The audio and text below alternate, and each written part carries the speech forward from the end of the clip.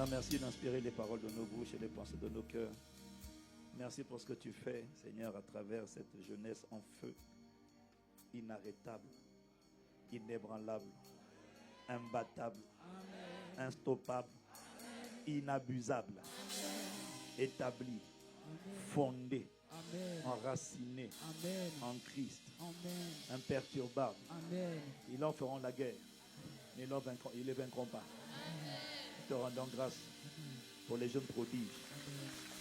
Au nom de Jésus. Personne ne va te tuer. Aucun esprit de sorcellerie ne t'emportera. À partir de la révélation que tu as de ta véritable identité de Dieu. Hey. Dis avec moi, je suis un Dieu. Je suis un Dieu. Oui. Dis avec moi, je suis un juge.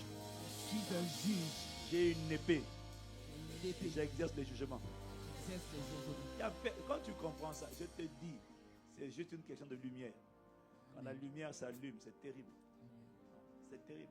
Donc je suis vraiment enthousiaste, reconnaissant à Dieu parce que quand tu vas intégrer ta véritable identité et quand tu vas l'accepter, et je vais te dire comment on fait pour accepter ce qu'on a du mal à accepter. Comment on fait pour accepter quelque chose que la tête a du mal à accepter parce que ce n'est pas ton expérience. Ça intéresse quelqu'un? Comment je fais pour accepter ce que Dieu dit de moi alors que mon âme est remplie de mensonges concernant moi et que je voudrais remplacer par la vérité de la parole de Dieu, mais j'ai du mal. Ouais, c'est de ça que je vais parler, je crois.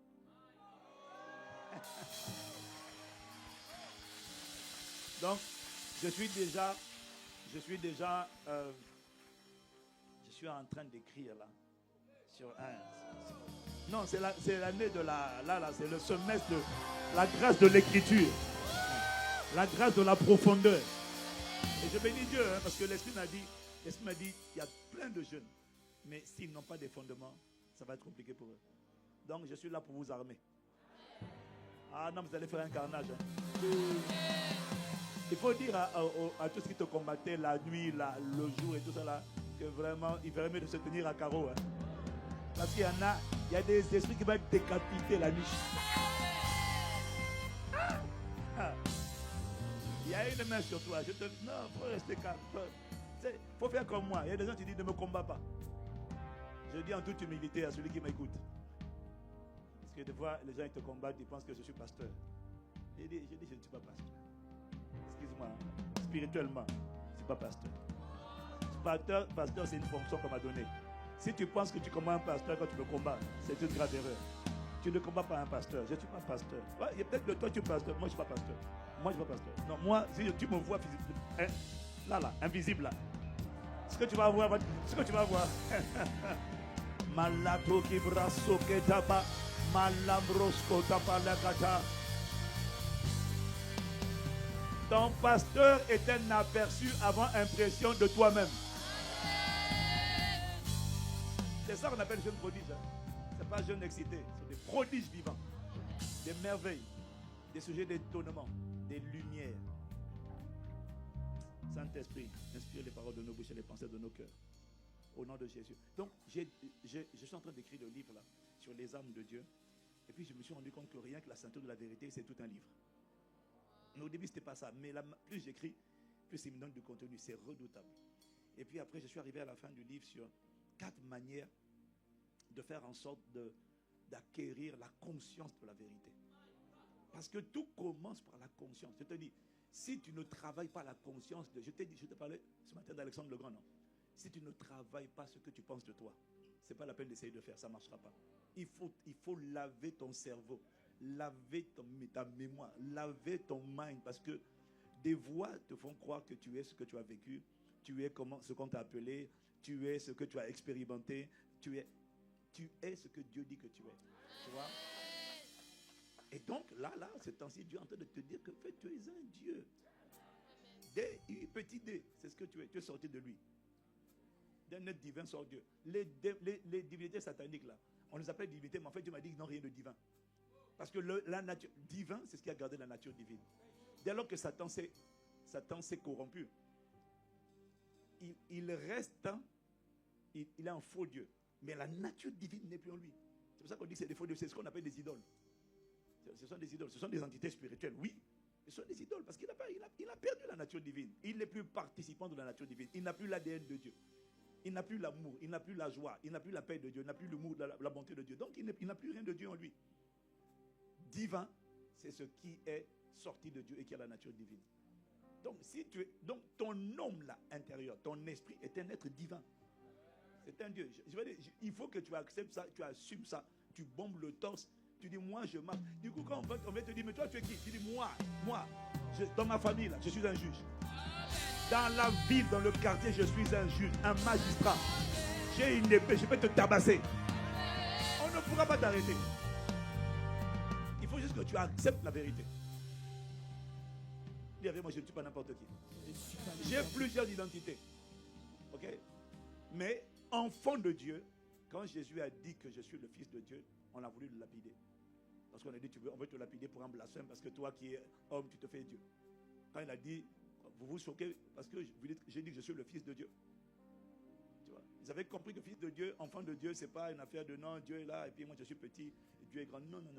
Je suis de sa race. Mon esprit, on parle de mon esprit. Dès que je suis né de nouveau, je suis de nature divine. Je ne la manifeste peut-être pas encore, parce que mon intelligence n'a pas encore été reprogrammée, mais je suis de nature divine. Ne laisse personne te dire le contraire.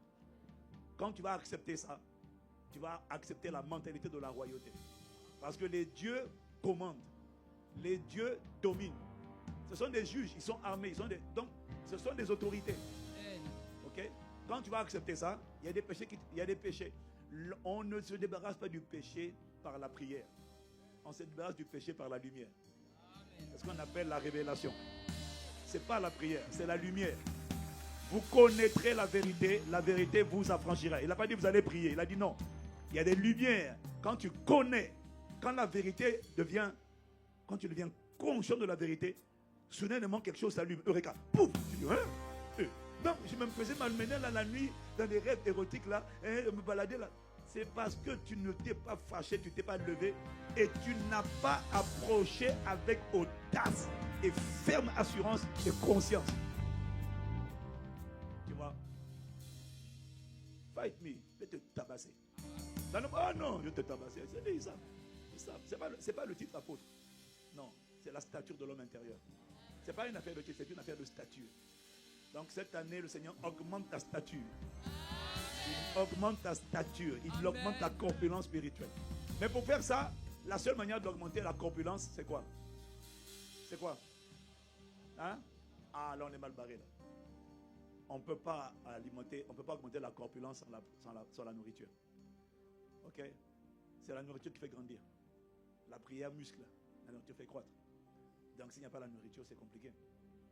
Tu vas rester rachitique, c'est-à-dire un gringalet rachitique, nabo spirituel. Entre le temps où tu as accepté Jésus, tu as toujours la même taille. 1 cm. Nouvelle création, 1 cm. Il faut changer, il faut monter un peu. C'est bien d'être grand de taille, hein, mais ça ne sert à rien. Quand devant une maladie, devant un rêve, devant quelque chose qui te devant la peur, tu es grand de taille. Tu as vu quelqu'un, il est grand de taille, rien n'est sportif. Athlète, tout ça, la barre de chocolat là. Mais dès qu'il y a un match, là, il le cafard. Et puis il est vaincu avec ses pensées. Il est vaincu par la peur. Toi, tu es grand pour rien. Il faut être grand spirituellement d'abord. Deviens un géant spirituel. J'ai dit, cette année, tu deviens un colosse spirituel au nom de Jésus. Et tu vois, et donc pour ça, il n'y a pas d'autre moyen que d'avaler le livre. C'est-à-dire de connaître la Bible. Pour connaître la Bible, il va falloir apprendre à la lire. Première étape. Il faut la lire. Deuxième étape, la méditer. Bon, j'ai dit te donner une clé, pas les deux. La première étape, c'est la méditation. La plupart des gens ne savent pas c'est quoi méditer. Je m'en suis rendu compte. Si tu te dis c'est quoi méditer, tu me dis quoi? C'est quoi méditer la parole de Dieu? C'est quoi méditer? Hein?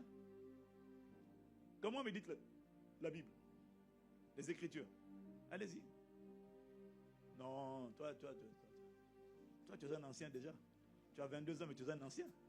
Si spirituellement, tu es déjà ancien. Jeune d'âge, mais spirituellement, c'est un géant déjà. Ils sont là, des jeunes. C'est ce qu'on va dire de toi aussi. Donc, méditer, c'est quoi? Qui veut savoir? Tu ne peux pas grandir. On ne grandit pas en lisant la Bible. L'esprit ne grandit pas en lisant. L'esprit grandit en méditant. Qu'est-ce que j'ai dit? L'esprit ne grandit pas en lisant. L'esprit grandit en méditant. C'est quoi la méditation? Donc, ça c'est un moyen de faire asseoir la vérité. Il faut que tu lises. Oui, ça commence par la lecture. Mais ce n'est pas tout. Parce qu'en vérité, est-ce que vous savez que tout le monde médite? Alors je vais poser ma question. Qui ne sait pas comment méditer? Lève la main. Ah, si tu ne lèves pas la main, ça veut dire que tu sais comment méditer déjà. Donc, qui ne sait pas comment méditer? Ah, je n'aime pas ça. Qui sait comment méditer? Je déteste ça. Qui ne sait pas? Qui ne sait pas? Qui sait? Il n'y a pas de problème. Hein? Qui sait comment méditer les Écritures? Bon, allez. Clinton, explique-nous. Comment on médite?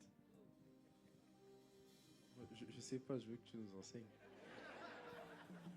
Bon. Donc, ma question, qui ne sait pas, qui veut mieux comprendre comment médite les Écritures? Là, maintenant, l'esprit de vérité est venu. Et...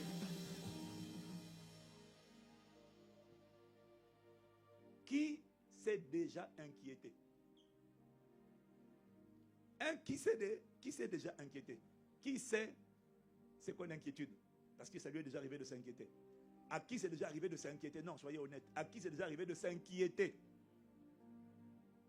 Bah donc, tu sais comment méditer.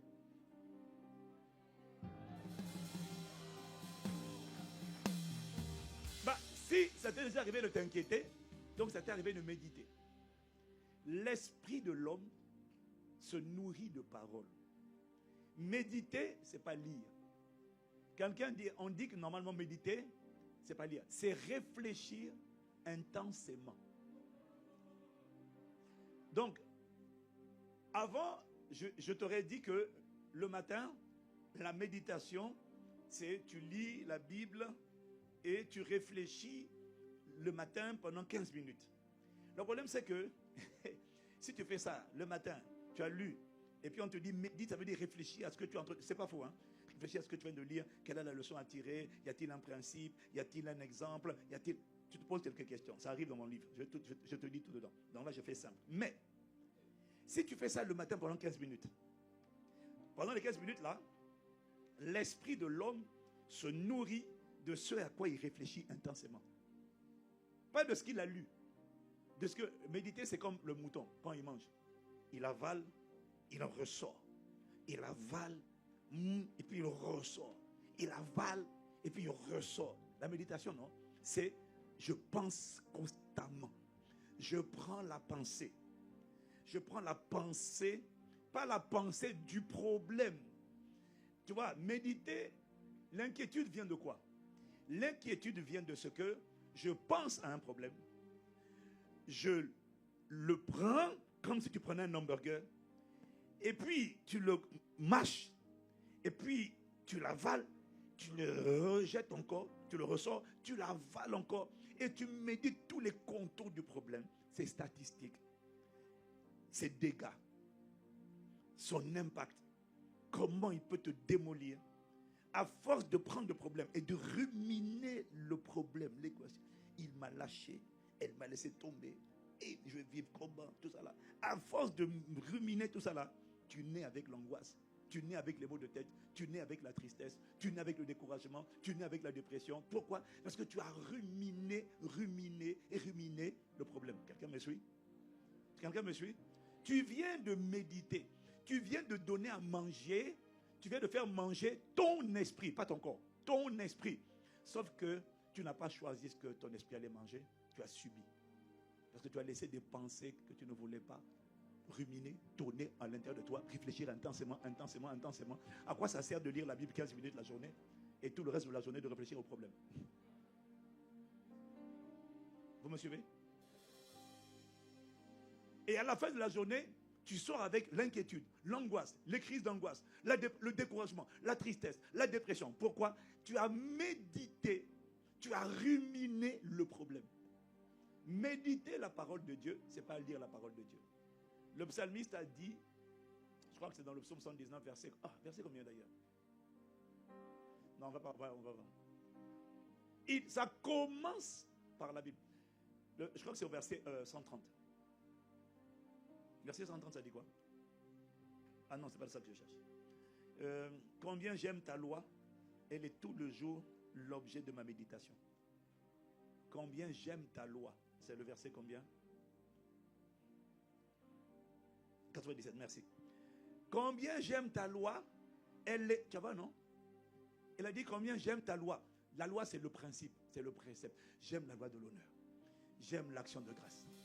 J'aime la louange. Ce sont des lois. Combien j'aime la loi de la fidélité. Combien j'aime ta loi. Elle est tout le jour ou encore toute la journée. Il n'a pas dit elle est pendant 15 minutes. Vous comprenez? Elle est tout le jour. Comment je fais pour que la vérité s'assied en moi? Je dois la mâcher. Je dois réfléchir intensément. Pendant que j'ai un problème de tristesse, j'ai un problème d'amertume, j'ai un problème de découragement. Mais moi, je vais méditer sur, par exemple, le psaume 119, au verset 161, je pense. Essayez de mettre, c'est quoi le verset? Ça dit quoi le verset 161? 161. Tu vois? J'ai des problèmes, j'ai des défis sérieux. Je suis menacé, je suis attaqué, je suis critiqué. Oh, j'ai dit verset 161. Miséricorde. Tu avais déjà le truc à l'écran. Oh. Seigneur Jésus le Christ, aie pitié de nous. Regarde. Des princes me persécutent sans cause. Mais mon cœur ne tremble qu'à tes paroles. Les gens me persécutent. Les gens me cherchent des problèmes. Les gens m'accusent faussement. Les gens font ci. Ils disent ça. Mais mon cœur ne médite pas sur ce que les gens font. Mon cœur à moi ne tremble qu'à ta parole. Pourquoi? C'est parce que je médite toute la journée sur ta parole. Je médite sur ta grandeur. Je médite sur ta fidélité. Je médite sur ta sagesse. Méditer, c'est quoi? C'est pas lire. C'est toute la journée, je suis en train de réfléchir. Pourquoi Dieu dit d'aimer? Pourquoi est-ce que Dieu, tu dis dans ta parole, Romains combien? Romains 12, verset 20, verset 19. Regarde, on continue. Hein? Ne vous vengez point. Mets la version seconde 21. Donc cette année, tous les passages là, tu les connais. Quand on les met à l'écran là, interrogation orale, obligatoire tous les dimanches. Et toute la semaine, oui. Ne vous vengez pas vous-même, bien-aimés, mais laissez agir la colère de Dieu, car il est écrit, là on parle de la justice, à moi la vengeance, à moi la rétribution, dit l'Éternel. Dis Amen. Ok, c'est moi qui donnerai, mais la version littérale dit, lui second dit, à moi la vengeance, à moi la rétribution. C'est-à-dire, c'est moi qui vais payer les gens. Je vais leur donner ce qu'ils méritent chacun. Dis Amen. Maintenant, verset 20. Si ton ennemi a faim, donne-lui à manger. S'il a soif, donne-lui à boire. En agissant ainsi, ce sont des charbons ardents que tu mets sur sa tête. Ça, c'est la vérité. Dis Amen. Mais ce n'est pas la méditation. La méditation, c'est quand quelqu'un t'a fait du mal. Au lieu de réfléchir à comment tu vas te venger, médite toute la journée sur, mais Seigneur, pourquoi toi tu dis, ne te venge pas toi-même? Ne te venge pas toi-même. Laisse agir la vengeance de Dieu. Car c'est à moi qu'appartiennent, à moi la vengeance, à moi la rétribution, dit l'Éternel. Si ton ennemi a faim, pourquoi tu dis ça? C'est-à-dire que tu vois, soit tu penses au mal qu'on t'a fait, soit tu penses à ce que Dieu a dit. Pourquoi il dit ça? C'est quoi? Qu'est-ce que ça veut dire? Et si je fais ce qu'il me dit, c'est quoi les conséquences quand je fais ce que Dieu me dit de faire? Si mon ennemi a faim, il se moque de moi. Et puis il vient. Et puis il sait qu'il m'a fait du mal. Hein. L'ennemi, ce n'est pas l'adversaire. Hein. Il y a une différence entre les ennemis et les adversaires. Vous connaissez la différence, non? Qui connaît? Qui ne connaît pas? Les ennemis, c'est mieux d'avoir des adversaires que des ennemis. Adversaire, il t'attaque en face. Il te confronte en face. Il t'attaque. Il te critique. Il te calomnie. L'ennemi, c'est terrible parce que lui, il passe par le dos. il se fait passer pour un ami.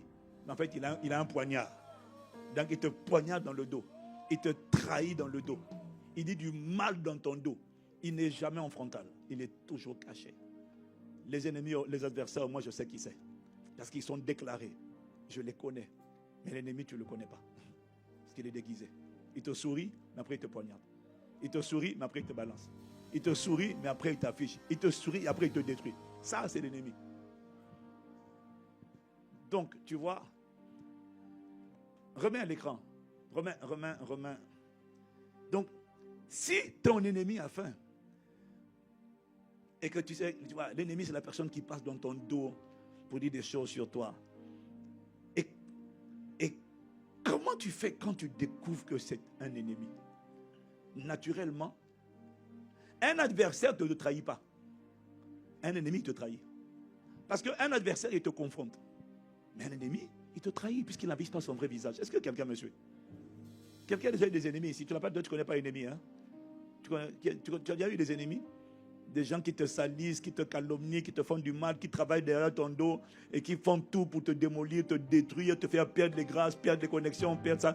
Mais devant toi, il sourit. Donc quand tu découvres, quand un ennemi est manifesté et que tu sais que c'est lui, tu sais que c'est elle, généralement, tu n'as juste plus envie de lui adresser la parole.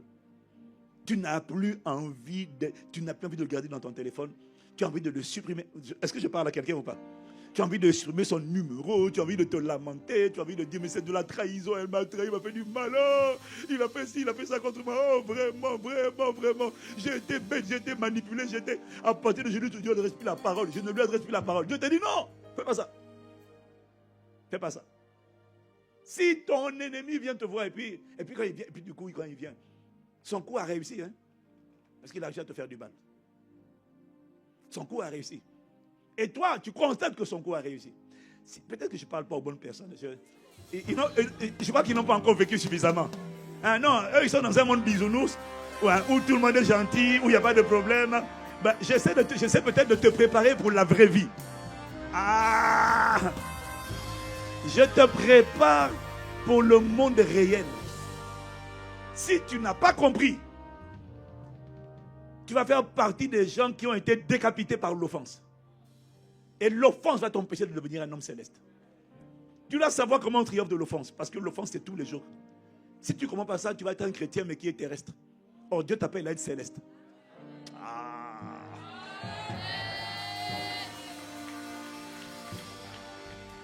Un ennemi, quand il a fait son coup, il revient toujours sur le lieu du carnage pour voir comment tu réagis. Est-ce que tu es en train de pleurer, de te lamenter, de t'apitoyer? Est-ce que Et quand il voit que tu es en train de pleurer, il dit, ça y est, ça a marché. Ça a marché. J'ai réussi à l'atteindre. Mais il ne va pas avouer. Hein. Mais tu sais, il ne va pas avouer. Vous n'avez pas d'ennemis. Hein. En tout cas, moi, je peux te dire, les ennemis, j'en connais. Hein. Il y a, pasteur, à mon niveau, là, des ennemis, mais il y en a, comme tu me dis. Mais... Et puis le gars, il sourit, il est content. Non, mais tout va bien. Je dis, tu viens de mettre poignard dans le dos. J'ai dit, quand l'ennemi vient, ne dis pas traite. Non. Reste calme. Et c'est ça la méditation. C'est Seigneur, pourquoi tu dis? J'ai envie de m'énerver. Et tu dis non, ne t'énerve pas. Quand il vient, il te demande, t'as pas à boire quelque chose? Ne dis pas le feu. Non. Prends le verre, donne-lui. Prends une offrande, donne-lui. Prends un cadeau, donne-lui. Fais du bien à ceux qui font du mal. Fais le bien. Fais le bien. Fais le bien à quelqu'un qui te fait du mal. Il faut que tu plantes quelque chose dans la vie de la personne qui te combat. Ah, tu ne l'as pas compris. J'essaie de te... Je crois que c'est un peu trop tôt pour toi. Vous comprenez, non? Fais le bien à quelqu'un qui te fait du mal. S'il a faim d'en manger, fais une semence. Sème une graine. Fais-lui du bien. Oui, mais il me fait du mal. Fais du bien. Ne réagis jamais au mal par le mal. Tu vois? Ça, c'est quand tu es en train de méditer. Je ne comprends pas. Il me fait ça. Elle me fait ça. Dieu dit arrête de te plaindre. Fais quelque chose. Oui, mais je veux justice. Dieu dit moi aussi. Je veux t'aider. Ta justice à toi, ta colère ne va rien produire. Laisse-moi me mettre en colère. Mais pour que je me mette en colère, j'ai besoin que tu plantes une graine dans la vie de ton ennemi. J'ai besoin que tu plantes une bonne action dans la vie de la personne qui te déteste. J'ai besoin que tu m'aides à te venger. J'ai besoin que tu m'aides à te faire justice. Aide-moi. Non, alors toi, quand tu pleures, j'en ai marre, je suis dans la dépression. Tu ne m'aides pas. Dépression, pas dépression, ne suis pas tes émotions. Marche par l'esprit. Fais ce que je te demande de faire. Donne un cadeau. Fais une offrande. Donne à manger. Invite-le. Fais quelque chose. Prends quelque chose qui te coûte. Donne. C'est trop tôt pour vous, on dirait. J'essaie de vous préparer pour demain. Vous êtes des jeunes prodiges. Vous êtes des jeunes prodiges. Ça va arriver. Ça va arriver à tout le monde. C'est déjà arrivé et ça va arriver. Tu as mal agi les fois d'avant. Il faut maintenant que tu saches comment on marche par l'esprit. C'est ça, méditer. C'est quand tu réfléchis. Je ne comprends pas. Pourquoi tu me dis de faire ça? Toute la journée. Au lieu de réfléchir au mal qu'on t'a fait, réfléchis à la parole qu'il t'a donnée. C'est ça la méditation. Je passe ma journée pas en train de réfléchir au mal. Il m'a fait trop de mal. Je passe ma journée en train de dire, Seigneur, explique-moi. Seigneur, prends ce passage-là. Quel autre passage je peux lire? Quelle autre histoire biblique je peux lire pour appuyer ce que je lis ici? Est-ce que quelqu'un dans la Bible a fait ce que tu es en train de demander et quel résultat ça a produit pour sa vie? Quand tu es en train de faire ça, tu es en train de méditer. Tu es en train de remplir tes pensées de la pensée de Dieu. Et quand tu vas accepter de faire ce que Dieu demande de faire, même quand tu n'as pas envie de le faire, ton esprit vient de manger. Tu dis d'accord, je vais agir sur cette parole. Je vais faire ce que Dieu me dit de faire. Je ne vois pas l'intérêt, mais je vais faire ce qu'il me dit de faire. Je ne vois pas l'intérêt, mais je vais le faire. Tu vois? Méditer, c'est réfléchir sur ce que Dieu dit. Essayer de prendre, pas le problème, mais la pensée de Dieu. Et de la tourner dans tous les sens. Je ne comprends pas pourquoi. Quelle est la leçon? Quel est le principe? C'est quoi le message? Est-ce qu'il y a un exemple à suivre? Est-ce qu'il y a une instruction? Parle-moi par rapport à ça. Mais pendant que tu es en train de méditer sur la pensée de Dieu, là, tu as des problèmes. Tu as des challenges. Tu as des palabres. Tu as des combats. Mais je ne zoome pas sur le combat. Je zoome sur la pensée de Dieu. Tu parles à quelqu'un? Mais si je parle à quelqu'un, mais acclame Jésus, miséricorde.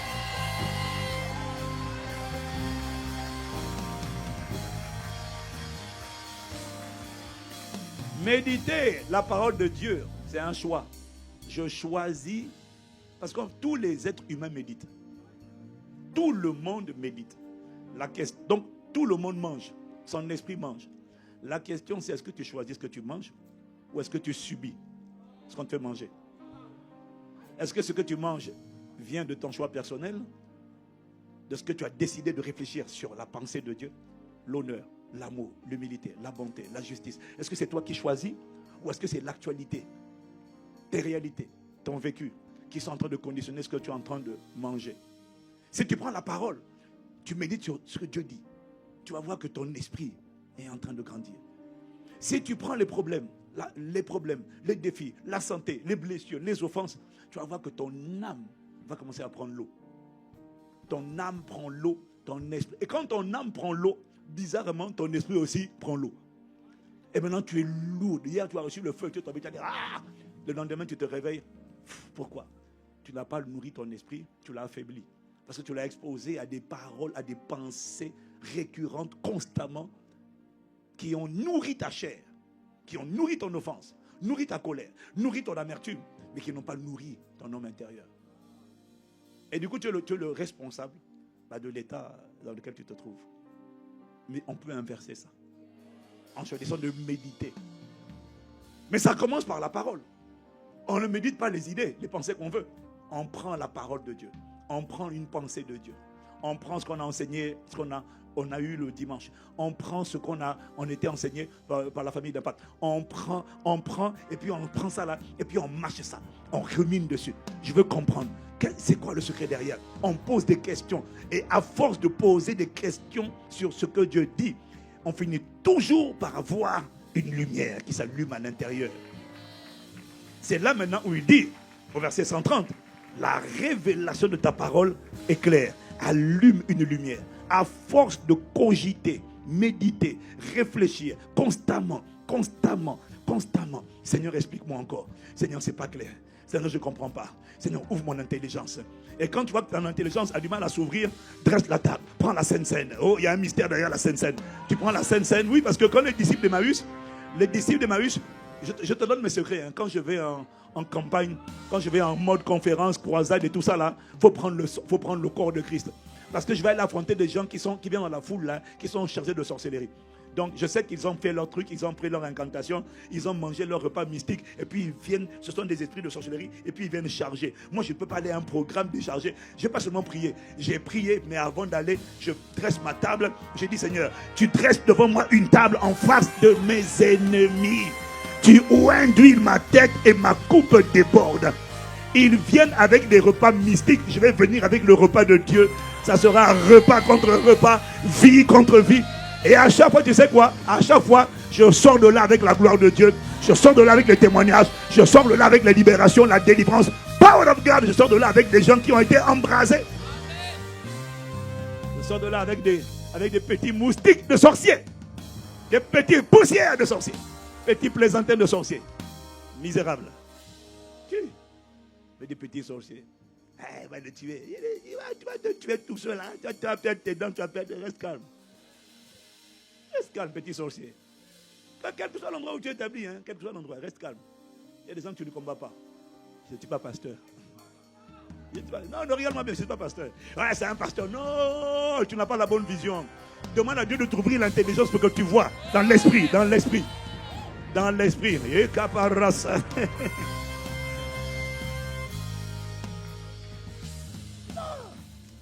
Dis à quelqu'un, ne m'embête pas. Je te dis que tu vas transpirer un courage et une audace. Cette année, on ne pourra pas te démonter. Je suis en train de te préparer pour que ce qui te faisait fuir, qui te faisait pleurer, tu changes. Ta situation n'a jamais progressé quand tu te mets à pleurer. Non.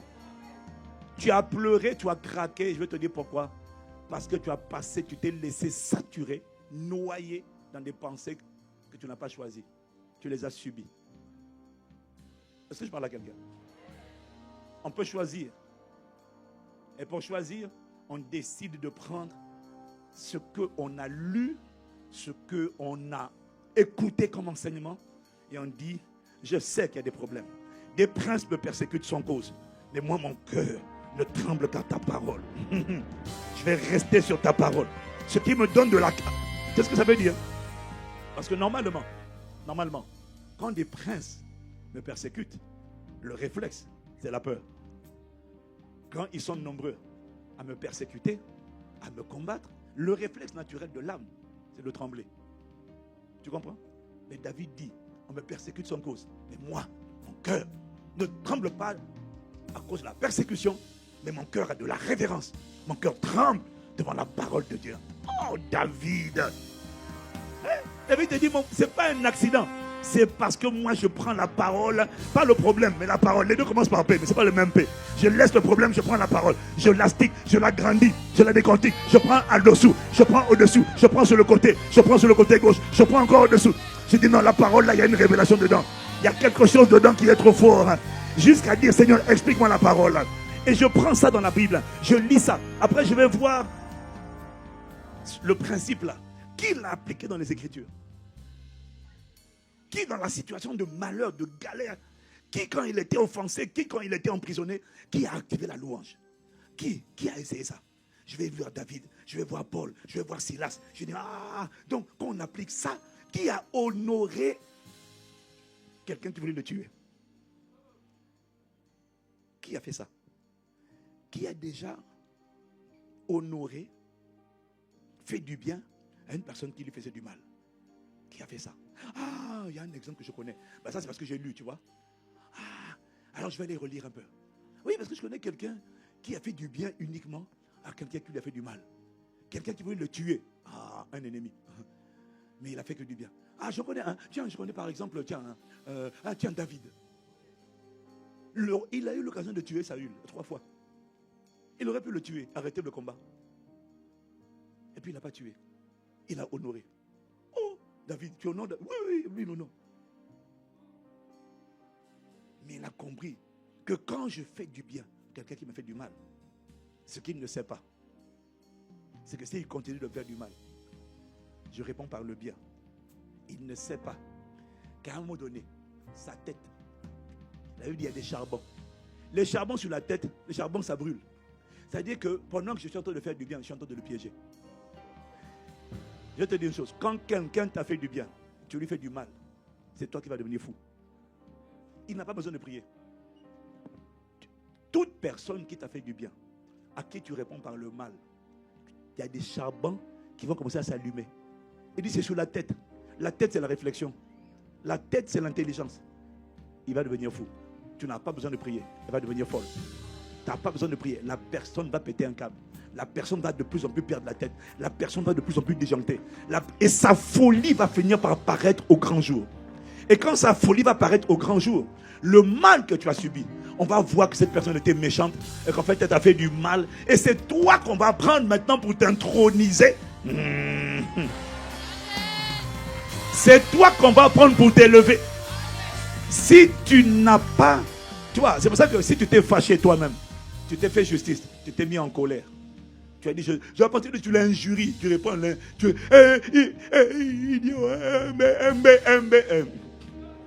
bon, vous avez des expressions pires aujourd'hui. Nous encore, on était un peu polis. Hein? Mais si tu t'es vengé, Dieu ne pourra pas te venger. Donc, c'est là où tu as des gens, ils ont subi des injustices, des mauvais traitements. On a eu pitié d'eux. Et même quand la personne, un jour, sa folie était... Bon, si tu ne poses pas l'acte selon Dieu là, tu n'aides pas Dieu à te juger, à te venger. Est-ce que quelqu'un suit? Quand tu vas poser ce que Dieu demande de poser comme acte, ton action va précipiter le jugement des gens qui t'ont fait du mal. Est-ce que quelqu'un me suit? Mais plus tu désobéis, plus tu résistes, et tu dis Seigneur, fais quelque chose, mais il ne peut pas.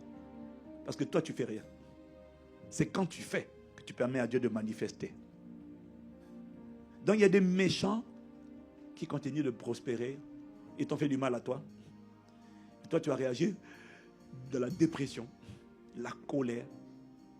Tu as manifesté, tu t'es vengé tout seul. Tu l'as jugé, tu l'as insulté. Dieu n'a pas pu travailler. Parce que Dieu ne peut pas te venger, toi tu te venges. Dès que tu te venges, Dieu te laisse te venger. Ce n'est pas les deux, c'est impossible. C'est quand tu renonces à ta colère. Dieu dit maintenant je vais manifester ma colère. Mais si toi tu te mets chaque fois que tu te mets en colère, Dieu dit je te laisse faire. Je te laisse faire. Je ne peux pas. Pour que je fasse, il faut que tu me laisses faire. Pour me laisser faire, donne-moi le bâton. Passe-moi le relais. Laisse-moi te manifester ma vengeance.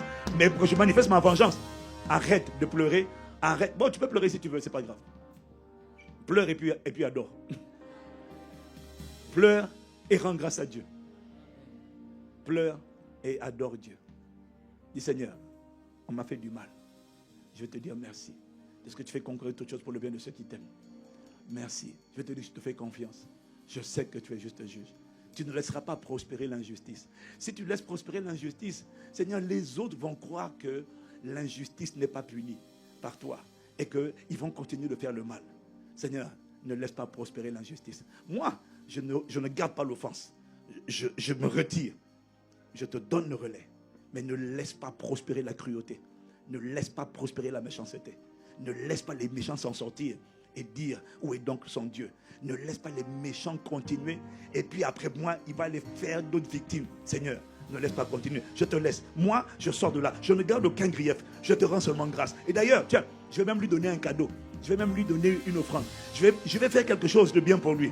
Mais je sais que le bien que je vais de faire là, Seigneur, toi-même, fais justice. Maintenant, tu vas prendre le bien que tu as fait. Tu vas prendre le bien que tu as fait. Et puis quand toi tu as fait le bien, soudainement c'est un charbon. C'est-à-dire que c'est du feu sur sa tête qui va commencer. Et plus il va s'agiter contre toi, plus il va devenir fou. C'est un secret extraordinaire pour que Dieu te fasse justice. Parce que la justice de Dieu comprend toujours la rétribution des méchants, mais aussi la rémunération. Parce que quand quelqu'un qui t'a fait du mal est jugé par Dieu, mais que toi, ton cas n'a pas changé. Ton cas, tu n'es pas décoré, élevé, couronné, distingué. C'est triste, hein? Moi, je n'ai pas juste envie que non, Seigneur, celui qui m'a fait du mal, il paye. Non. Moi, je veux que les années qui m'a fait perdre, tu me les restaures. Les opportunités qui m'a fait perdre, tu me les restaures. Ce à quoi j'aurais dû avoir droit, tu me le rétablisses. Tu fasses par... Ah, mais est-ce que je suis en train de parler à quelqu'un?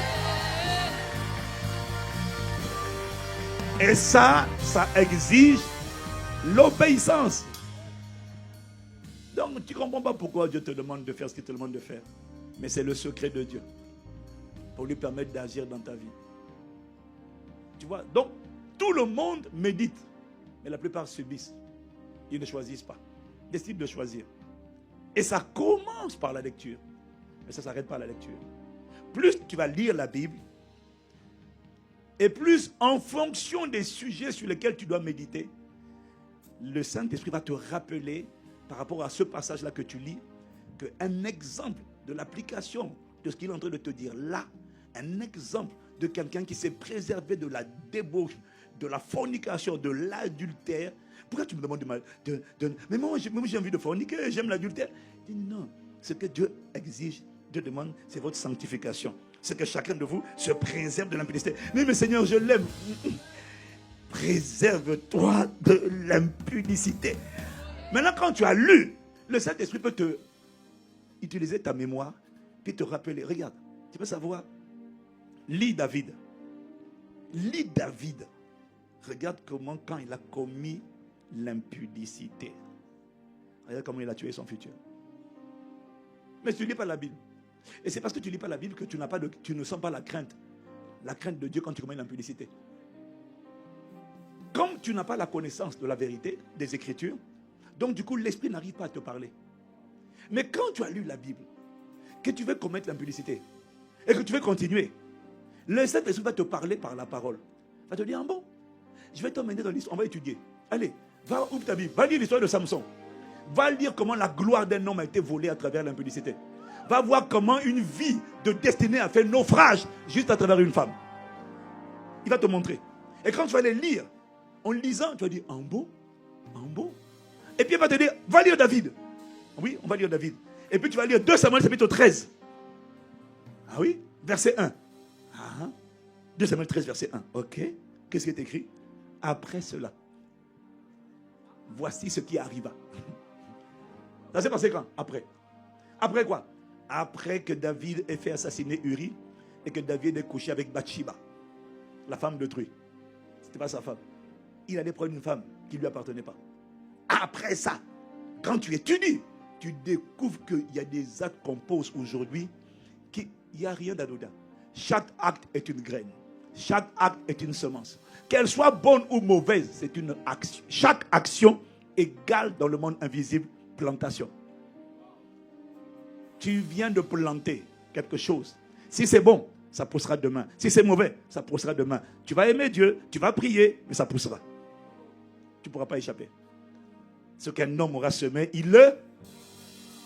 Tu vois, tu ne connais même pas la suite. Non, remets après cela.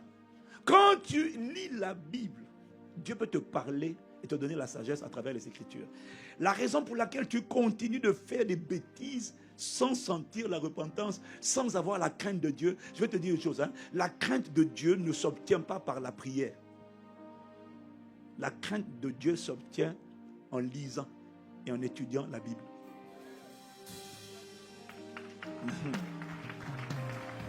Oh, ils ont perdu. Je les ai perdus. La crainte de Dieu vient lorsque tu lis les Écritures. La crainte de Dieu ne vient pas par la prière. La crainte de Dieu vient lorsque tu lis. Et quand tu lis, et on te parle du Dieu d'amour, et tu vois comment malgré son amour, David a planté, il a posé, il a donné un bâton à Satan. Tous ses enfants, dès qu'il a posé l'acte là, il faut lire. Absalom, fils de David, avait une soeur qui était belle. Elle était belle, elle ne venait pas de devenir belle, elle était. Elle n'est pas brusquement devenue, elle était. Absalom avait une soeur qui s'appelait Tamar. Elle était belle. Elle était déjà. Et brusquement, Amnon, demi-frère, son demi-frère, brusquement, des yeux qui étaient innocents hier. Quand David a ouvert la porte, Satan a dit je rentre. Et il va sur un enfant appelé Absalom. Non, pas Absalom. Amnon. Un petit qui n'avait pas de problème jusque-là. Et quand David a péché, soudainement, les yeux d'Amon, Amnon, oh, oui, oui. Puis il commence à fantasmer sur sa demi-sœur. Il commence à fantasmer. Et la Bible dit qu'il l'aima. Oui, fils de la Bible, il l'aima. Il l'aima de main. Il était oppressé. Ce n'était pas de l'amour. Un envie de coucher, de coucher, de coucher, de coucher. Le pauvre petit n'avait jamais connu ça. Qui a ouvert la porte?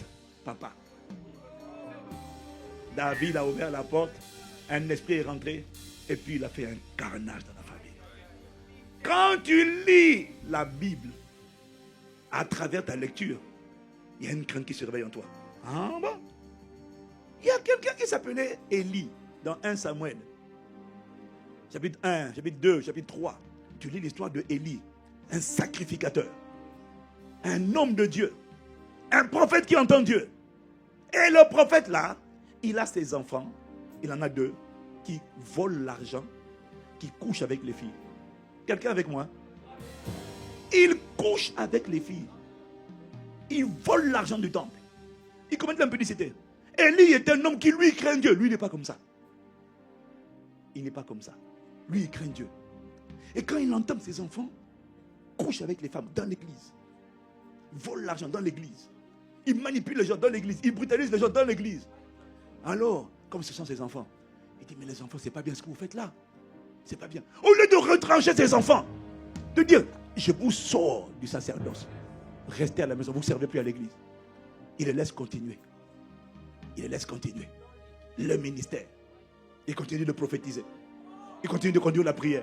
Il continue la louange. Il continue de danser. Yahweh, Sabaoth. Des impudiques leaders. Il est au courant, hein? Il connaît l'histoire. Des impudiques, et puis il laisse Yahweh, Sabaoth. Yahweh, Sabaoth. Il le laisse faire, il le laisse faire. Jusqu'au jour où Dieu arrive et lui pose une question. Dis-moi, Élie, d'où vient le fait que tu honores plus tes enfants que moi? Tu honores tes enfants plus que moi. Depuis quand? Et Dieu lui a dit, je le jure par moi-même. Celui qui m'honore sera honoré. Mais celui qui me méprise sera méprisé. Et Dieu lui dit, un homme qui craint Dieu, lui il n'est pas léger, lui il craint Dieu. Mais dans ses choix, qui m'est responsable, il est léger. Dieu lui dit, tes enfants, toi tu vas mourir. Et je vais te donner un signe, tes 2 enfants vont mourir le même jour. Et toi tu vas mourir. Et tu n'auras laissé aucun héritage, aucune postérité. Juste parce que tu savais, mais tu as couvert. Quand je lis ça, fils biologique ou spirituel ou pas, si je sais que tu n'es pas clair, je vais te dire, sors maintenant. Oh non, Daddy, papou, il n'y a pas de papou. Ça, c'est pas ma maison. C'est la maison de Dieu. Je ne peux pas. Je ne peux pas. Je vais t'aimer, je vais te retrancher. Pourquoi? Je risque ma vie et je risque la vie de tous mes enfants biologiques. Frappé par la malédiction pour avoir été complaisant. La lecture te fait rentrer la sagesse. La lecture fait rentrer la crainte de Dieu. Tu n'as pas la crainte de Dieu parce que tu ne parcours pas les Écritures. Toi, tu es seulement dans le livre de Jean. Dieu est amour. Et le commandement, voici le commandement. Dieu nous appelle à aimer, aimer, aimer, aimer. Toute église qui te... Pardon. Ouais, non, Dieu est amour. Péché, mais Dieu est amour. Coucher, mais Dieu est amour. Embrasse sur la bouche, Dieu est amour. Comment l'impudicité, Dieu est amour. Oh, Dieu pardonne, maman. Non, ma Bible dit Dieu est un feu dévorant. La Bible dit que c'est à cause de ces péchés que la colère de Dieu vient sur les fils de la rébellion. Non, non, j'ai besoin que tu me dises la vérité. J'ai besoin, non, tu sais, hein, la Bible dit, la crainte de l'Éternel, c'est la haine du mal. Ce qui te pousse à dire au mal pardon, viens, au revoir, c'est quoi? La crainte de Dieu. La crainte de Dieu, ce n'est pas la peur, c'est le respect. C'est la révérence, c'est-à-dire, tu trembles. Quand David dit, mon cœur ne tremble qu'à ta parole, ça veut dire que moi, quand toi tu as parlé, moi j'ai peur. Ah non, il faut avoir peur. Hein? Il faut avoir peur. Dieu n'est pas bonbon. Il n'est pas bonbon. Il est bon, il n'est pas bonbon. C'est un feu dévorant. Quand David dit mon cœur ne tremble qu'à ta parole, ça veut dire que moi, j'ai peur de désobéir à ta parole. Tu ferais mieux d'avoir la crainte de Dieu. Tu ferais mieux d'avoir peur de désobéir à Dieu. Pourquoi? J'ouvre des portes à Satan. Et puis il prend le contrôle de ma vie, de mon histoire, de ma postérité. Et toutes sortes de blocages et de malédictions commencent à frapper, à combattre ma vie à cause de petits choix légers pour un plaisir d'un instant qui va enfanter des souffrances de longue durée. Donc la lecture te fait rentrer la sagesse. Il faut méditer. Mais ça commence, il faut d'abord lire. Maintenant quand tu lis, il y a des sujets pour lesquels tu vas maintenant zoomer. Mais lis déjà. Toi tu ne lis pas, tu ne médites pas. Tu ne connais pas. Tu connais pas tu connais rien. Tu es vide. C'est pour ça que tu ne sens pas la crainte de Dieu. Tu fais le mal. Oh, je suis désolé, Seigneur. Ah bon, je suis désolé. Tu es désolé. Tu es désolé. Ok. Est-ce que tu as idée des graines que tu es en train de planter? Non, tu sais, quand tu t'aimes toi-même, tu fais tout pour protéger ton futur. Dans moi, une chose que j'ai apprise, fais-moi grâce de ne pas semer aujourd'hui des graines qui vont pourrir ma vie demain. Quand tu comprends ça, c'est la sagesse. Tu n'es pas trop jeune pour être sage. Ma Bible dit que la sagesse ne dépend pas du nombre d'années. Ce n'est pas la barbe blanche qui donne la sagesse. C'est la mise en pratique de la parole de Dieu qui donne la sagesse.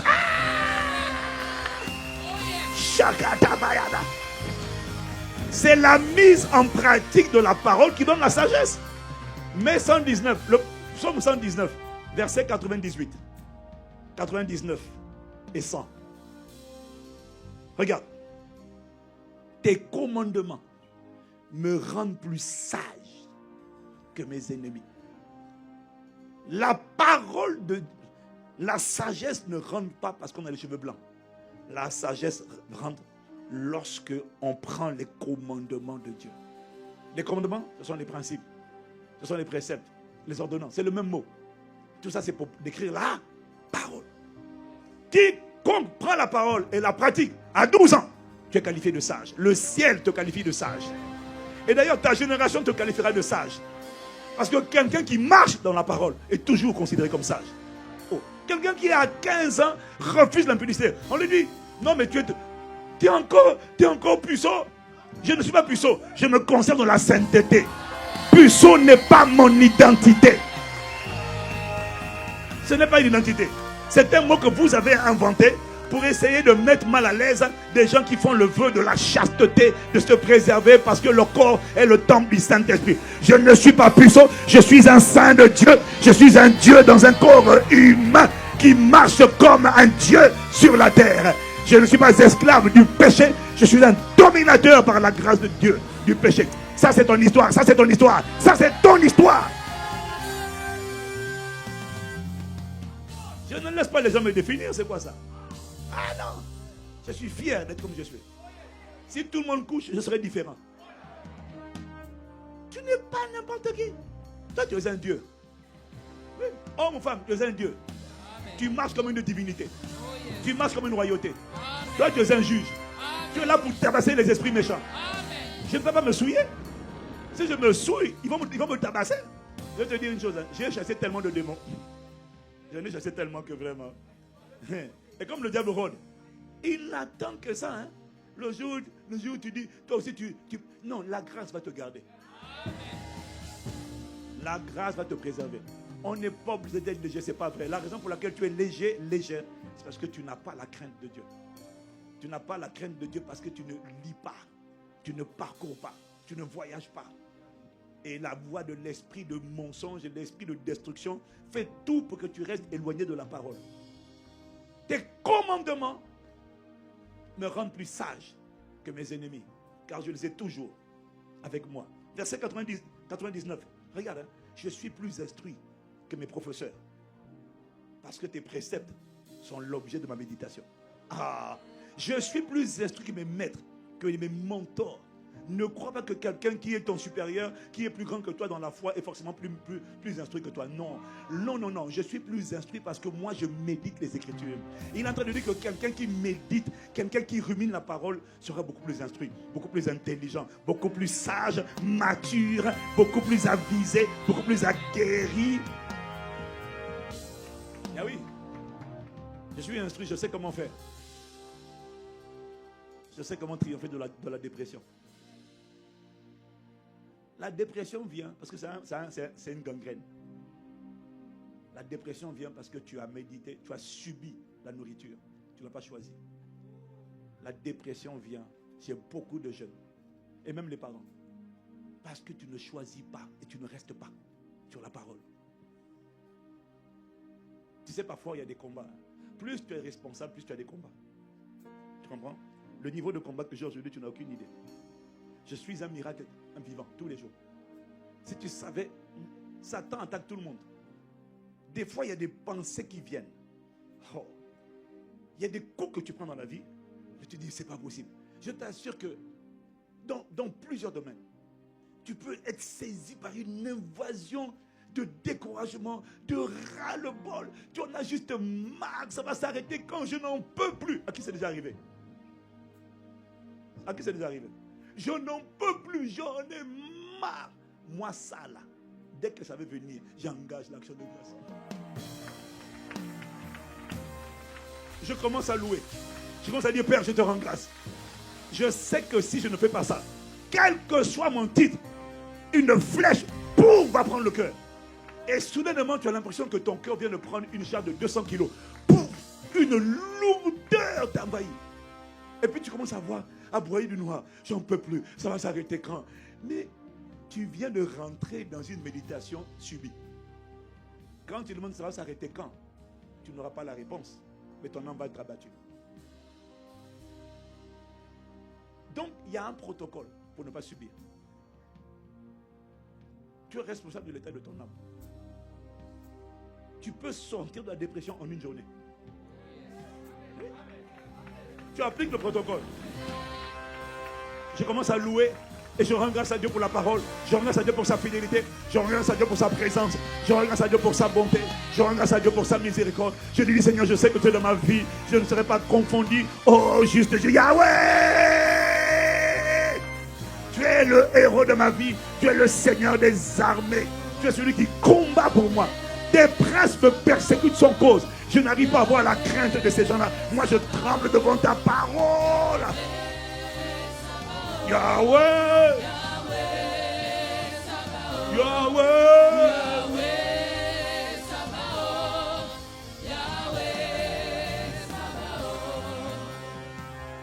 Tu vois, ça c'est juste une des 4 manières abordées dans le livre. Donc je vous donne le livre en avant-première. D'asseoir la vérité. Si tu as été béni, dis Amen. On n'est pas obligé de subir, c'est faux. Il y a un protocole, il y a une technologie. Il y a un logiciel, une manière d'opérer. Pour casser les traits enflammés du malin, ne pas subir. Choisir. C'est ce que tu vas faire à partir d'aujourd'hui. Mais tu dois lire la Bible tous les jours. Et comme tu as des années de retard, alors décide de lire au moins 2 à 3 chapitres par jour. Obligation de lire 2 à 3 chapitres par jour. Au moins quand on te demande ça, telle histoire tu connais? Hein? Tous les jeunes à qui je fais des examens. Oh. Il y en a qui j'ai dit, bon, donne-moi 7 des disciples, 7 prénoms des disciples de Jésus. Juste 7 sur 12. Il faut écouter les réponses que j'ai entendues. J'ai failli démissionner. Il dit, Seigneur, je renonce au ministère. Je sens un esprit de découragement. Mais il m'a fortifié quand j'ai rendu grâce à Dieu. Yahweh, c'est ma route. Yahweh. Yahweh. Yahweh. Yahweh. Yahweh. Yahweh. Yahweh.